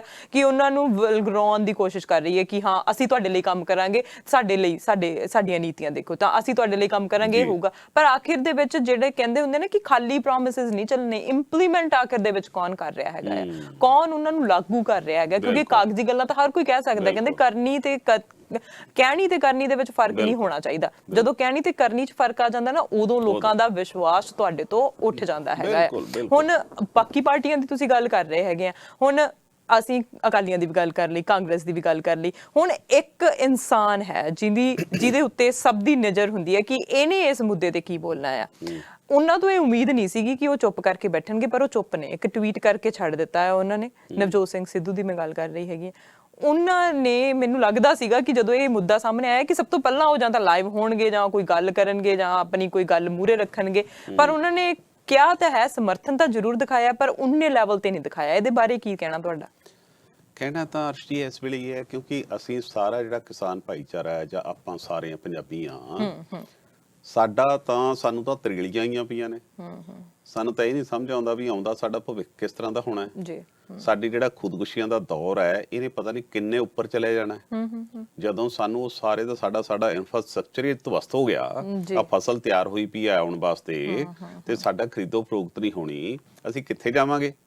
ਉਸ ਵੇਲੇ ਜਿਹੜੀਆਂ ਲੀਡਰਸ਼ਿਪ ਹੁੰਦੀਆਂ ਨੇ, ਮਜ਼ਬੂਤ ਲੀਡਰਸ਼ਿਪ ਦੀ ਜਿਹੜੀ ਆਪਾਂ ਗੱਲ ਕਰਦੇ ਹਾਂ ਕਿ ਸੂਬੇ ਦੇ ਵਿੱਚ ਜਾਂ ਸਟੇਟਾਂ ਦੇ ਵਿੱਚ ਜਾਂ ਮੁਲਕਾਂ ਨੂੰ ਮਿਲਣੀ ਚਾਹੀਦੀ ਹੈ, ਉਹ ਮਜ਼ਬੂਤ ਲੀਡਰਸ਼ਿਪ ਪੰਜਾਬ 'ਚ ਮੈਨੂੰ ਕਿਤੇ ਨਜ਼ਰ ਨਹੀਂ ਆਉਂਦੀ। ਲੋਕਾਂ ਦੀਆਂ ਬੜੀਆਂ ਆਸਾਂ ਇਸ ਗੱਲ ਤੋਂ ਸੀ ਕਿ ਨਵਜੋਤ ਸਿੰਘ ਸਿੱਧੂ ਬਾਹਰ ਇਸ ਤਰ੍ਹਾਂ ਦਾ ਨੇਤਾ ਜਿਹਨੇ ਪਹਿਲਾਂ ਅਪਰੂਵ ਕੀਤਾ ਸੀ, ਜਿਵੇਂ ਮੈਂ ਪਹਿਲਾਂ ਕੈਪਟਨ ਦੀ ਗੱਲ ਕੀਤੀ ਹੈ, ਸਿੱਧੂ ਨੇ ਵੀ ਅਪਰੂਵ ਕੀਤਾ ਸੀ ਕਿ ਹਾਂ ਉਹ ਸਾਫ਼ ਸੁਥਰੀ ਇਮੇਜ ਵਾਲਾ, ਉਹ ਕਰਪਸ਼ਨ ਨਹੀਂ ਹੈ ਉਹਦੇ ਕੋਲੇ, ਉਹ ਆਪਣੇ ਪੱਲਿਓਂ ਵੀ ਪੈਸੇ ਖਰਚ ਸਕਦਾ। ਪਰ ਜਿਹੜੀ ਨਵਜੋਤ ਸਿੰਘ ਸਿੱਧੂ ਦੇ ਪਿਛਲੇ 1.5 ਸਾਲ ਤੋਂ ਦੰਦੜ ਪਈ ਹੋਈ ਹੈ, ਜਿਹੜਾ ਉਹ ਘਰੇ ਚੁੱਪ ਕਰਿਆ ਬੈਠਾ, ਐਡਾ ਤਾਂ ਪਹਿਲਾਂ ਤਾਂ ਉਹ ਕਈ ਵਾਰੀ ਤੇ ਇਹ ਹੁੰਦਾ ਸੀ, ਜੇ ਸ਼ਰਤ ਵੀ ਲਾ ਲਾਂਦਾ ਸੀ ਨਾ ਕੋਈ, ਵੀ ਸ਼ਰਤ ਲਾ ਲਓ ਮੈਨੂੰ ਨਵਜੋਤ ਸਿੰਘ ਤਾਂ 10 ਮਿੰਟ ਚੁੱਪ ਬੈਠਣਾ, ਤੈਨੂੰ 50 ਲੱਖ ਦਿਆਂਗੇ, ਤਾਂ ਉਹ 5 ਮਿੰਟ ਬਾਅਦ ਪੁੱਛ ਲੈਣ ਟਾਈਮ ਹੋ ਗਿਆ, ਮੈਂ ਬੋਲਣਾ ਹੁਣ ਉਹ ਜਿਹੜਾ 1.5 ਸਾਲ ਤੋਂ ਚੁੱਪ ਕਰਿਆ ਬੈਠਾ, ਉਹਨੂੰ ਚਾਹੀਦਾ ਸੀ ਕਿਸਾਨਾਂ ਦੇ ਮਾਮਲੇ 'ਚ ਬਾਹਰ ਨਿਕਲਦਾ, ਬਾਹਰ ਨਿਕਲ ਕੇ ਆ ਕੇ ਲੜਾਈ ਲੜਦਾ। ਲੋਕ ਉਹਦੇ ਵੱਲ ਆਸ ਲਾ ਕੇ ਦੇਖ ਰਹੇ ਆ। ਪਰ ਜੇਕਰ ਤੁਸੀਂ ਕਹੋ ਵੀ ਟਵੀਟ ਨਾਲ ਮੇਰੀ ਹਾਜ਼ਰੀ ਲੱਗੀ, ਇਹ ਤਾਂ ਫਿਰ ਬਾਕੀ ਪਾਰਟੀਆਂ ਵੀ ਇਹੀ ਕੁਝ ਕਰ ਰਹੀਆਂ ਨੇ, ਫਿਰ ਤੇਰਾ ਉਹਨਾਂ ਨਾਲ ਫਰਕ ਕੀ ਹੈ? ਤੂੰ ਕਿਹੜੇ ਇੱਥੇ ਫਿਰ ਭਾਲਦਾ ਸਾਡੇ ਤੋਂ? ਸੋ ਤੈਨੂੰ ਗੋਡੇ ਤੇ ਲਾ ਕੇ ਰਗੜਨਾ ਸੀ। ਅਸੀਂ ਕਰਨਾ ਕੀ ਹੈ? ਆ ਕੇ ਲੜਾਈ ਲੜਨ ਵਾਲਾ ਨੇਤਾ ਸਾਨੂੰ ਚਾਹੀਦਾ। ਲੋਕ ਤਾਂ ਉਬਲੇ ਪਏ ਆ ਤੇ ਤੁਸੀਂ ਆਪਣਾ ਸਿਰਫ ਟਵੀਟ ਕਰਕੇ ਆਪਣਾ ਕੰਮ ਚਲਾਤਾ। ਹੁਣ ਇਹ ਸਾਰੀਆਂ ਚੀਜ਼ਾਂ ਦੇ ਵਿੱਚ ਆਪਾਂ ਨੂੰ ਇਹ ਸੋਚਣ ਦੀ ਲੋੜ ਹੈ ਅਰਸ਼ੀ ਕਿ ਸਾਰੀ ਦੀ ਸਾਰੀ ਲੀਡਰਸ਼ਿਪ, ਮੈਂ ਜਿਵੇਂ ਪਹਿਲਾਂ ਕਿਹਾ, ਨਵਜੋਤ ਸਿੰਘ ਸਿੱਧੂ ਜੇ ਕਹੇ ਵੀ ਹਾਂਜੀ ਮੈਂ ਕੋਟ ਪਾ ਲਿਆ, ਟਾਈ ਲਾ ਲਈ ਜੀ, ਮੈਨੂੰ ਬਿਠਾਓ ਜੀ, ਹੁਣ ਮੈਂ ਮੁੱਖ ਮੰਤਰੀ ਬਣ ਜਾਊਂਗਾ, ਮੈਂ ਸਟੇਟ ਚਲਾ ਲੂੰਗਾ, ਸਾਰੇ ਆਹੀ ਕੁਛ ਕਰਦੇ ਨੇ। ਪਹਿਲਾਂ ਆਮ ਆਦਮੀ ਪਾਰਟੀ 'ਚ ਵੀ ਆਹੀ ਕੁਛ ਹੁੰਦਾ ਰਿਹਾ, ਪਹਿਲਾਂ ਕੈਪਟਨ ਅਮਰਿੰਦਰ ਨੇ ਵੀ ਆਹੀ ਕੁਛ ਕੀਤਾ ਹੈ। ਸਾਰੇ ਦੇ ਸਾਰੇ ਤੁਸੀਂ ਆਹੀ ਚਾਹੁੰਦੇ ਹੋ ਕਿ ਸਾਨੂੰ ਪਹਿਲਾਂ ਤਾਂ ਕਹਿਣਗੇ ਗੱਲਾਂ ਇਹ ਕਿ ਮੇਰੇ ਤੋਂ ਤਾਂ ਜੀ ਚਾਹੇ ਸੜਕ ਤੇ ਝਾੜੂ ਮਰਵਾ ਲਓ, ਚਾਹੇ ਮੇਰੇ ਤੋਂ ਪੋਸਟਰ ਲਵਾ ਲਓ, ਪਰ ਅੰਦਰ ਕਹਿਣਗੇ ਜੀ ਪਹਿਲਾਂ ਮੈਨੂੰ ਮੁੱਖ ਮੰਤਰੀ ਦਾ ਅਨਾਉਂਸ ਕਰੋ, ਫਿਰ ਮੈਂ ਬਾਕੀ ਦੀਆਂ ਗੱਲਾਂ ਦੇਖੂੰਗਾ। ਸੋ ਇਹ ਲੋਕਾਂ ਦੇ ਨਾਲ ਕਿਤੇ ਨਾ ਕਿਤੇ ਧਰੋ ਹੈ। ਇਸ ਵੇਲੇ ਜਿਹੜੀ ਕਿਸਾਨੀ ਦਾ ਰੌਲਾ ਹੈ, ਸਾਡੇ ਭਵਿੱਖ ਦੇ ਉੱਜੜਨ ਦਾ ਰੌਲਾ ਹੈ, ਉਦੋਂ ਟਵੀਟਾਂ ਦਾ ਜ਼ਮਾਨਾ ਨਹੀਂ ਹੈ। ਉਦੋਂ ਥੱਲੇ ਉਤਰ ਕੇ ਗਰਮੀ 'ਚ ਕਿਸਾਨਾਂ ਦੇ ਨਾਲ ਬੈਠਣ ਦਾ ਟਾਈਮ ਹੈ। ਜਿਹੜਾ ਇੱਥੇ ਅੱਗੇ ਆਊਗਾ ਉਸੇ ਦਾ ਮੁੱਲ ਪਊ। ਜਿਵੇਂ ਮੈਂ ਪਹਿਲਾਂ ਸਟਾਰਟਿੰਗ 'ਚ ਕਿਹਾ ਵੀ ਜਿਹੜਾ ਕਿਸਾਨਾਂ ਨਾਲ ਖੜੂ ਉਹੀ ਉਹਨਾਂ ਦੇ ਦਿਲਾਂ 'ਚ ਬੜੂ, ਬਾਕੀ ਨੂੰ ਉਹਨਾਂ ਦੇ ਨੇੜੇ ਨਹੀਂ ਲਾਉਣਾ, ਚਾਹੇ ਜਿੰਨੀਆਂ ਮਰਜ਼ੀ ਤੁਹਾਡੀਆਂ ਇਮੇਜ ਬਣੀਆਂ। ਬਿਲਕੁਲ। ਹੁਣ ਅਸੀਂ ਗੱਲ ਤਾਂ ਇਹ ਕਰ ਰਹੇ ਹੈਗੇ ਕਿ ਇੱਕ ਤਾਂ ਸੰਸਦ ਦੇ ਵਿੱਚ ਪਾਸ ਹੋ ਗਿਆ ਹੈਗਾ ਆ, ਸਾਨੂੰ ਇਹ ਡਰ ਹੈ, ਕਈ ਲੋਕਾਂ ਨੂੰ ਇਹ ਹੈ ਕਿ ਕਿਤੇ ਇਹ ਬਿੱਲ ਕਾਨੂੰਨੀ ਬਣ ਜਾਣਾ, ਪਰ ਹਜੇ ਵੀ ਸਾਡੇ ਕੋਲ ਟਾਈਮ ਹੈਗਾ ਆ ਕਿ ਅਸੀਂ ਇਸ ਬਿੱਲ ਨੂੰ ਰੁਕਵਾ ਸਕਦੇ ਹੈਗੇ ਆ, ਕਿਉਂਕਿ ਜਦੋਂ ਇਕਜੁੱਟ ਹੋ ਜਾਂਦੇ ਆ ਨਾ ਲੋਕ, ਕੁਝ ਵੀ ਹੋ ਸਕਦਾ ਆ। ਸਰਕਾਰਾਂ ਬਦਲ ਜਾਂਦੀਆਂ ਨੇ ਜਦੋਂ ਲੋਕ ਇਕਜੁੱਟ ਹੋ ਜਾਂਦੇ ਨੇ, ਇੱਕ ਪਾਸੇ ਹੋ ਜਾਂਦੇ ਹੈਗੇ ਨੇ। ਹੁਣ ਜਿਹੜੀਆਂ ਤੁਸੀਂ ਗੱਲ ਕੀਤੀ ਹੈ ਕਿ ਇਕਜੁੱਟ ਹੋ ਕੇ ਉਹਨਾਂ ਦੇ ਨਾਲ ਸੜਕਾਂ ਦੇ ਉੱਤੇ ਉਤਰਨ ਦਾ ਟਾਈਮ ਹੈਗਾ ਆ। ਸੋ ਹੁਣ ਸੜਕਾਂ ਦੇ ਉੱਤੇ ਕੌਣ ਉਤਰ ਰਿਹਾ ਹੈਗਾ? ਇੱਕ ਤਾਂ ਪੈਂਡੈਮਿਕ ਦਾ ਦੌਰ ਹੈ, ਮੈਂ ਇੱਥੇ ਸਾਰੇ ਵਿਊਅਰਸ ਨੂੰ ਵੀ ਕਲੀਅਰ ਕਰ ਦਵਾਂ ਕਿ ਪੈਂਡੈਮਿਕ ਹੈਗਾ ਆ, ਰੈਲੀਆਂ ਦੇ ਵਿੱਚ ਹਿੱਸਾ ਹੋ ਰਿਹਾ ਹੈਗਾ, ਆਪਣੇ ਹੱਕ ਦੇ ਲਈ ਲੜਿਆ ਜਾ ਰਿਹਾ ਹੈਗਾ ਆ, ਤੇ ਸਾਨੂੰ ਲੜਨਾ ਵੀ ਚਾਹੀਦਾ। ਸਾਡੇ ਹੱਕ ਦੇ ਲਈ ਨਹੀਂ ਖੜਾਂਗੇ, ਅਸੀਂ ਸੱਚ ਦੇ ਲਈ ਨਹੀਂ ਖੜਾਂਗੇ ਤਾਂ ਅਸੀਂ ਹੋਰ ਕਿੱਥੇ ਖੜਨਾ ਆ। ਪਰ ਜਿਹੜਾ ਗਾਈਡਲਾਈਨਸ ਜਿਹੜੀਆਂ ਨੇ, ਸੋਸ਼ਲ ਡਿਸਟੈਂਸਿੰਗ ਹੈ, ਉਹ ਹੁਣ ਮੁਮਕਿਨ ਨਹੀਂ, ਪਰ ਧਿਆਨ ਜਿਹੜਾ ਆਪਣਾ ਜ਼ਰੂਰ ਰੱਖੋ, ਕਿਉਂਕਿ ਸੜਕਾਂ ਦੇ ਉੱਤੇ ਇੱਕ ਗਰਮੀ ਵੀ ਹੈ ਤੇ ਮੌਸਮ ਜਿਹੜਾ ਬਦਲ ਰਿਹਾ ਹੈਗਾ ਹੈ। ਮੌਸਮ ਬਦਲਣ ਦੇ ਨਾਲ ਜਿਹੜੀਆਂ ਬਿਮਾਰੀਆਂ ਵੀ ਜਿਹੜੀਆਂ ਆ ਰਹੀਆਂ ਹੈਗੀਆਂ ਨੇ, ਸੋ ਆਪਣਾ ਪਹਿਲਾਂ ਧਿਆਨ ਵੀ ਰੱਖੋ ਤੇ ਨਾਲ ਨਾਲ ਹੱਕ ਦੇ ਲਈ ਤੁਹਾਨੂੰ ਖੜਨਾ ਜਿਹੜਾ ਜ਼ਰੂਰ ਚਾਹੀਦਾ। ਹੁਣ ਹਰਪ੍ਰੀਤ ਜੀ, ਮੇਰੇ ਦਿਮਾਗ 'ਚ ਇਹ ਆਉਂਦਾ ਕਿ ਅੱਗੇ ਕੀ ਸਥਿਤੀ ਹੋਣ ਵਾਲੀ ਹੈ? ਕੀ ਇਹ ਬਿੱਲ ਰੁਕ ਸਕਦਾ ਹੈ? ਕਿ ਅਜੇ ਵੀ ਚਾਂਸਸ ਹੈਗੇ ਨੇ ਕਿ ਜਿਹੜਾ ਰਾਜ ਸਭਾ ਦੇ ਵਿੱਚ ਹੋਣਾ ਹੈ, ਕਿਉਂਕਿ ਉੱਥੇ ਬਹੁਮਤ ਨਹੀਂ, ਜਿਵੇਂ ਤੁਸੀਂ ਦੱਸਿਆ ਬਹੁਮਤ ਨਹੀਂ ਉੱਥੇ ਇਹ ਜੇ ਇਹਦੇ ਪੱਖ ਦੇ ਵਿੱਚ ਵੋਟਾਂ ਨਹੀਂ ਪੈਂਦੀਆਂ ਤਾਂ ਇਹ ਰਾਸ਼ਟਰਪਤੀ ਕੋਲ ਨਹੀਂ ਜਾਵੇਗਾ ਦਸਤਖਤ ਕਰਨ ਦੇ ਲਈ। ਹੁਣ ਇਸ ਤੋਂ ਪਹਿਲਾਂ ਜਦੋਂ ਇਹ ਜਾਣਾ ਹੈਗਾ ਆ, ਉੱਥੇ ਕਿਸ ਤਰ੍ਹਾਂ ਹੋ ਸਕਦਾ ਹੈ, ਕਿਸ ਤਰ੍ਹਾਂ ਉੱਥੇ ਰੋਕ ਲੱਗੀ ਜਾ ਸਕਦੀ ਹੈ? ਆਖਿਰ ਆਉਣ ਵਾਲੀ ਸਥਿਤੀ ਜਿਹੜੀ ਹੈ ਉਹ ਕੀ ਹੋਵੇਗੀ? ਜੀ ਇਹ ਤੇ ਜੇ ਆਪਾਂ ਜਾਈਏ, ਪਹਿਲਾਂ ਤਾਂ ਮੈਂ ਤੁਹਾਨੂੰ ਪੁੱਛ ਲਾਂ ਕਿ ਪ੍ਰੋਗਰਾਮ 'ਚ ਆਪਣੇ ਕੋਲ ਟਾਈਮ ਕਿੰਨਾ ਕੁ ਹੈ? ਮੈਂ ਉਸ ਹਿਸਾਬ ਨਾਲ ਖਬਰਾਂ ਹੋਰ ਹੈਗੀਆਂ ਜਾਂ ਇਹਦੇ ਤੇ ਗੱਲ ਕਰਨਾ ਟਾਈਮ? ਆਪਾਂ ਇਹਦੇ ਤੇ ਗੱਲ ਕਰਦੇ ਹਾਂ ਅੱਜ, ਕਿਉਂਕਿ ਇਹ ਮੁੱਦਾ ਜਿਹੜਾ ਹੈ ਉਹ ਬਹੁਤ ਸਾਰੇ ਲੋਕਾਂ ਦੀ ਧਿਆਨ ਖਿੱਚਦਾ ਜਿਹੜਾ ਕੇਂਦਰ ਜਿਹੜਾ ਉਹ ਬਣਿਆ ਹੋਇਆ ਹੈ, ਕਿਉਂਕਿ ਇਹ ਗੱਲ ਕਰਨੀ ਜ਼ਰੂਰੀ ਹੈਗੀ ਹੈ। ਅਸੀਂ ਤਾਂ ਇੱਥੇ ਬੈਠੇ ਕਈ ਵਾਰੀ ਹੁੰਦਾ ਕਿ ਅਸੀਂ ਤਾਂ ਇੱਥੇ ਬੋਲ ਕੇ ਹਟ ਗਏ, ਪਰ ਉਹ ਸੋਚੋ ਕਿ ਜਿਹੜੇ ਲੋਕ ਜਿਨ੍ਹਾਂ ਨੂੰ ਪਤਾ ਹੀ ਨਹੀਂ ਲੱਗ ਰਿਹਾ ਕਿ ਹੁਣ ਅਸੀਂ ਕੀ ਕਰਨਾ, ਸਾਡਾ ਫਿਊਚਰ ਕੀ ਹੋਊਗਾ, ਉਹ ਹੁਣ ਸੜਕਾਂ ਦੇ ਉੱਤੇ ਉਤਰੇ ਹੋਏ ਨੇ, ਉਹਨਾਂ ਦੀ ਗੱਲ ਕੋਈ ਕਰ ਹੀ ਨਹੀਂ ਰਿਹਾ ਹੈਗਾ, ਉਹਨਾਂ ਦੇ ਬਾਰੇ ਉਹਨਾਂ ਦੇ ਲਈ ਹੋਣਾ ਚਾਹੀਦਾ, ਕੋਈ ਗੱਲ ਹੋ ਹੀ ਨਹੀਂ ਰਹੀ। ਕਿਉਂਕਿ ਜੇ ਇਹ ਬਿੱਲ ਪਾਸ ਹੋ ਜਾਂਦੇ ਆ ਤਾਂ ਉਹਨਾਂ ਦੇ ਲਈ ਮੈਨੂੰ ਨਹੀਂ ਪਤਾ ਲੱਗਦਾ ਕਿ ਉਹਨਾਂ ਨੂੰ ਕੀ ਹੋਊਗਾ, ਕੀ ਸੋਚਦੇ ਹੋਣਗੇ, ਕੀ ਉਹਨਾਂ ਦਾ ਭਵਿੱਖ ਦੇ ਲਈ ਆਪਦਾ ਆਸਾਂ, ਆਪਣੇ ਬੱਚਿਆਂ ਦੇ ਲਈ ਕੀ ਆਸਾਂ ਰੱਖ ਰਹੇ ਹੋਣਗੇ। ਅਰਸ਼ੀ, ਜਿਹੜੀ ਤੁਸੀਂ ਗੱਲ ਬੜੀ ਸੋਹਣੀ ਇੱਕ ਪ੍ਰੋਟੋਕੋਲ ਦੀ ਜਦੋਂ ਯਾਦ ਦਿਲਾਈ ਤੁਸੀਂ, ਜਦੋਂ ਇਹ ਗੱਲ ਕਹੀ ਕਿ ਸਾਨੂੰ ਨਿਯਮਾਂ ਦੀ ਦੇਖੀ ਕਰਨੀ ਚਾਹੀਦੀ ਹੈ, ਸਾਡੇ ਪੰਜਾਬੀਆਂ ਨਾਲ ਤਾਂ ਦੂਰੀ ਤੋਂ ਤੀਰੀ ਮਾਰ ਪੈਣੀ ਹੈ। ਇੱਕ ਤਾਂ ਹਾਲਾਤ ਇਹ ਨੇ ਕਿ ਕਰੋਨਾ ਦੀ ਮਾਰ ਦੁਨੀਆ ਤੇ ਪਈ ਹੈ ਤੇ ਭਾਰਤ 'ਚ ਸਭ ਤੋਂ ਵੱਧ ਜੇ ਮੌਤਾਂ ਹੋ ਰਹੀਆਂ ਨੇ ਪੰਜਾਬ 'ਚ ਹੋ ਰਹੀਆਂ ਨੇ, ਪੰਜਾਬੀਆਂ ਦੀਆਂ ਹੋ ਰਹੀਆਂ ਨੇ। ਅਸੀਂ ਤਾਂ ਇਸ ਤਰ੍ਹਾਂ ਦੇ ਹਾਲਾਤ ਬਣੇ ਹੋਏ ਸੀ ਵੀ ਜੇ ਕਿਸੇ ਦੇ ਘਰ ਮਰਗਤ ਹੋ ਜਾਂਦੀ ਸੀ, ਜਿਹੜਾ ਸਾਡੇ ਕਲਚਰ ਹੈ ਕਿ ਸਾਰੇ ਦੁੱਖ ਉਹਦੇ ਨਾਲ ਜਾ ਕੇ ਬਣਾਉਂਦੇ ਸੀ, ਉਹਨਾਂ ਦੇ ਘਰ ਵੀ ਨਹੀਂ ਸੀ ਕੋਈ ਜਾਂਦਾ ਕਰੋਨਾ ਵਰਗੀ ਇਸ ਭਿਆਨਕ ਬਿਮਾਰੀ ਦੇ ਵਿੱਚ। ਬਿਲਕੁਲ। ਹੁਣ ਮੂਸਾ ਭੱਜਿਆ ਮੌਤ ਤੋਂ ਤੇ ਅੱਗੇ ਮੌਤ ਖੜੀ, ਸਾਡੇ ਨਾਲ ਹਾਲਾਤ ਉਸ ਤਰ੍ਹਾਂ ਦੇ ਹੋ ਗਏ ਆ। ਸਾਨੂੰ ਤਾਂ ਕੁਆਰੰਟੀਨ 'ਚ ਰਹਿਣਾ ਚਾਹੀਦਾ ਸੀ, ਸਾਨੂੰ ਤਾਂ ਆਪਣੇ ਆਪ ਨੂੰ ਬਚਾ ਕੇ ਰੱਖਣਾ ਚਾਹੀਦਾ ਸੀ, ਪਰ ਸਾਡੇ ਤਾਂ ਐਡੀ ਵੱਡੀ ਆਫਤ ਸਰਕਾਰ ਨੇ ਸਾਡੇ ਤੇ ਆ ਕੇ ਠੋਸ ਦਿੱਤੀ ਹੈ, ਜਿਸ ਦੇ ਚੱਲਦੇ ਨਾ ਚਾਹੁੰਦੇ ਹੋਏ ਵੀ ਟੱਬਰਾਂ ਦੇ ਟੱਬਰ, ਹਜ਼ਾਰਾਂ ਦੀ ਗਿਣਤੀ ਦੇ ਵਿੱਚ, ਸੈਂਕੜਿਆਂ ਦੀ ਕੋਈ ਗਿਣਤੀ ਦੇ ਵਿੱਚ, ਕੋਈ ਕਿਤੇ ਸਾਰੇ ਪੰਜਾਬ ਦੀਆਂ ਪੁਲਾਂ ਸੜਕਾਂ ਤੇ ਧਰਨੇ ਲਾਈ ਬੈਠੇ ਆ। ਉਹਨਾਂ ਤੇ ਦੂਰੀ ਮਾਰੇ ਇਸ ਕਰਕੇ ਪੈਣੀ ਹੈ ਵੀ ਇੱਕ ਤਾਂ ਭਵਿੱਖ ਦਾ ਪਤਾ ਨਹੀਂ, ਇੱਕ ਮੌਜੂਦਾ ਦਾ ਨਹੀਂ ਪਤਾ ਵੀ ਕਰੋਨਾ ਕਿਹੜੇ ਨੂੰ, ਕਿਸੇ ਨੂੰ ਜੇ ਇੱਕ ਨੂੰ ਵੀ ਹੋਈ ਕਿੰਨਿਆਂ ਨੂੰ ਉੱਥੇ ਹੋ ਜਾਣਾ ਹੈ, ਔਰ ਕਿੰਨਾ ਡਿਜ਼ਾਸਟਰ ਇਹ ਸਾਡਾ ਇੱਥੇ ਰੂਪ ਧਾਰਨ ਕਰ ਸਕਦੀ ਹੈ। 80-90 ਹਜ਼ਾਰ ਤਾਂ ਸਾਡੇ ਪੰਜਾਬ 'ਚ ਪਹਿਲਾਂ ਹੋ ਲਿਆ ਕੇਸ, ਤੇ ਇਹ ਨਾ ਇਸ ਹਾਲਾਤ ਦੇ ਵਿੱਚ ਸਾਨੂੰ ਕਿੰਨੀਆਂ ਮਾਰਾਂ ਉੱਥੇ ਜਾ ਕੇ ਪੈਣੀਆਂ ਨੇ। ਹੁਣ ਜਿੱਥੇ ਤੱਕ ਰਹੀ ਗੱਲ ਕਿ ਇਸ ਦਾ ਅਗਲੀ ਰਣਨੀਤੀ ਕੀ ਹੋਣੀ ਚਾਹੀਦੀ ਹੈ, ਸਾਡੇ ਦੇਸ਼ ਦਾ ਜਿਹੜਾ ਪ੍ਰਧਾਨ ਮੰਤਰੀ ਹੈ, ਜਿਸ ਤਰੀਕੇ ਨਾਲ ਸਖਤ ਮਿਜਾਜ ਕਹਿ ਲਈਏ ਜਾਂ ਫਿਰ ਇੱਕ ਉੱਥੇ ਜਰਮਨ ਦੀ ਹਿਸਟਰੀ ਹੈ, ਜਦੋਂ ਆਪਾਂ ਹਿਟਲਰ ਦੀ ਹਿਸਟਰੀ ਪੜ੍ਹਦੇ ਹਾਂ ਤਾਂ ਮੀਨ ਕੈਂਪ ਉਹਦੀ ਇੱਕ ਜੀਵਨੀ ਹੈ ਜਿਸ ਦੇ ਵਿੱਚੋਂ ਕੀ ਕੁਛ ਹੋਇਆ, ਉਹ ਜ਼ਰੂਰ ਸਾਡੇ ਦਰਸ਼ਕਾਂ ਨੂੰ, ਜਿੰਨੇ ਵੀ ਸਾਡੇ ਨਾਲ ਨੇ ਜਿਹੜੇ ਕਿਤਾਬਾਂ ਪੜ੍ਹਨ ਦੇ ਸ਼ੌਕੀਨ ਨੇ, ਜਾਂ ਫਿਰ ਜੇ ਕੋਈ ਤੁਹਾਨੂੰ ਕੋਈ ਕਿਤੋਂ ਵੀ ਕੋਈ ਲਿੰਕ ਬਣਦਾ ਤਾਂ ਇਹ ਜ਼ਰੂਰ ਪੜ੍ਹਿਓ, ਫਿਰ ਸਮਝਣ ਦੀ ਕੋਸ਼ਿਸ਼ ਕਰਿਓ ਕਿ ਤੁਹਾਡਾ ਭਵਿੱਖ ਭਾਰਤ ਦੇ ਵਿੱਚ ਕਿੱਦਾਂ ਦਾ ਹੋ ਸਕਦਾ ਹੈ।